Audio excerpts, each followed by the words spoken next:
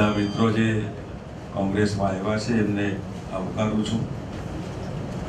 અમારા સ્ટેજ હજી નાના પડે, સારા આગેવાનો સ્ટેજ પર આવે, પ્રજાનો એક નવો ઉમંગ વિશ્વાસ પેદા થાય એવો અમારો પ્રયત્ન છે ને એમાં બધા મિત્રો એ સહકાર આપ્યો છે એટલે એમનો આભાર માનું છું.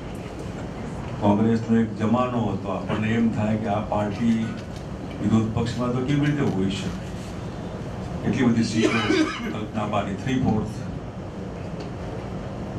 ઘણાને હવે એમ કે હવે આ બીજેપીને વિરોધ પક્ષમાં કેવી રીતે થાય, તો દરેકનો દસકો હોય. બીજેપીનો દસકો પૂરો થઈ ગયો છે, દસકા કરતા વધારે સમય ગયો છે અને સમાજના પ્રતિષ્ઠિત મિત્રો જે રીતે કોંગ્રેસ સાથે રહીને એક ગુજરાતમાં કોંગ્રેસની બહુમતી આવે, ભારતીય જનતા પાર્ટી વિરોધ પક્ષમાં રહેશે એવો અમારો જે પ્રયત્ન છે ને એમાં સમાજના તમામ સ્તરના આગેવાનો સારી રીતે સમજીને જરૂર પડે પાર્ટીમાં પ્રવેશ અને સભ્ય પણ બનતા હોય છે.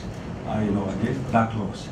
ગુજરાતમાં જે અત્યારે વાતાવરણ દેખાય છે મજબૂત કોંગ્રેસની અને 2012માં 112 કરતાં વધારે સીટો લાવવાની જે યોજના છે એમાં એનો સહકાર બધાને મળ્યો છે, એમનો આવકારો છું.